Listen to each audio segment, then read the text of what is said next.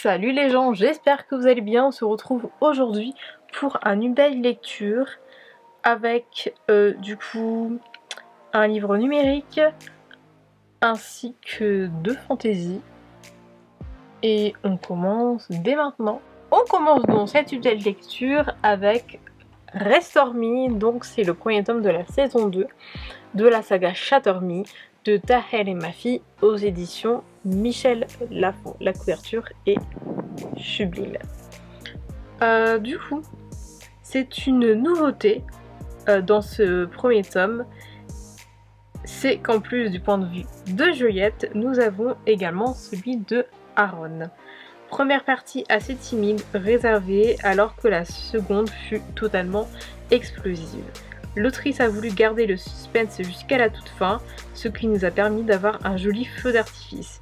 Nous retrouvons nos personnages ainsi que de nouveaux visages, en espérant qu'ils se dévoileront plus à l'avenir. Globalement, c'est un excellent tome pour débuter cette deuxième saison. Et je le redis, mais la couverture est vraiment sublime. Bref, j'ai beaucoup aimé ce premier tome de cette deuxième saison.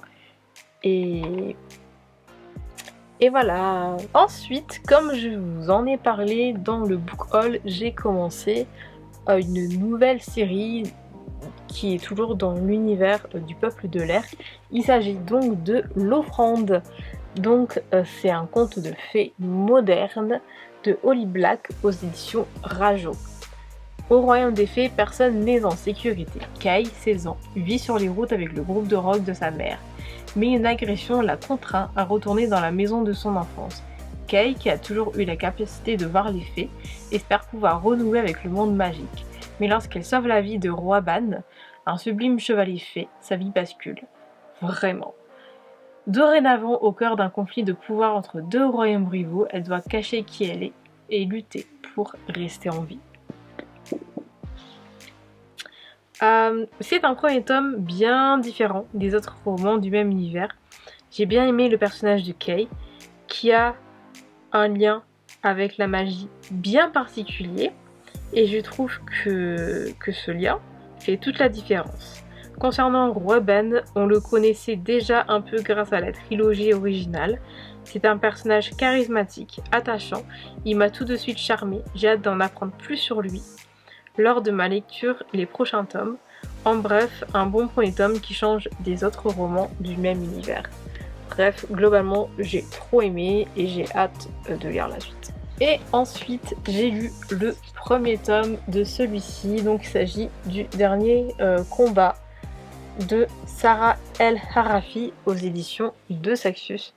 Donc rien d'extraordinaire pour ce bouquin, il est très joli, il n'y a pas de chase-page, mais c'est pas grave.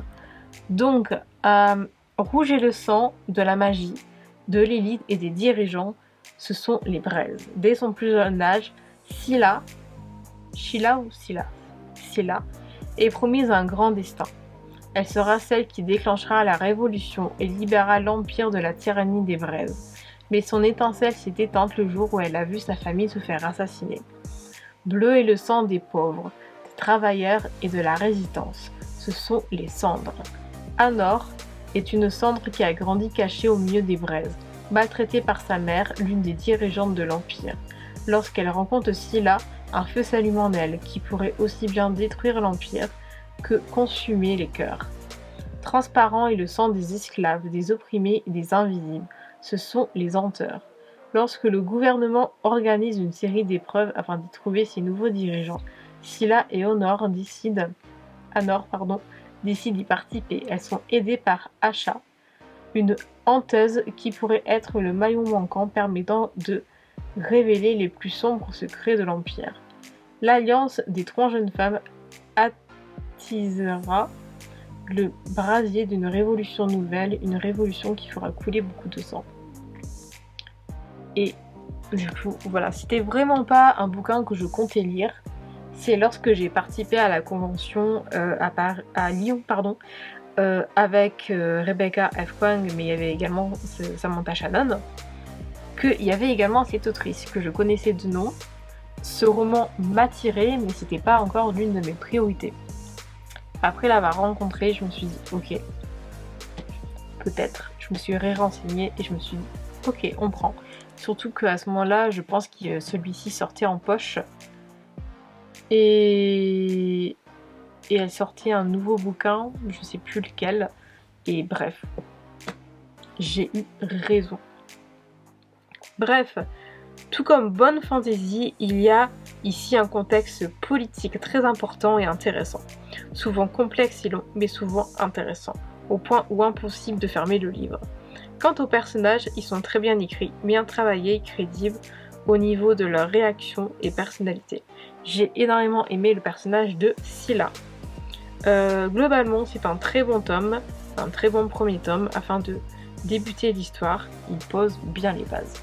J'ai pas encore acheté le deuxième tome, c'est quelque chose que je compte faire prochainement parce que je vais continuer l'aventure.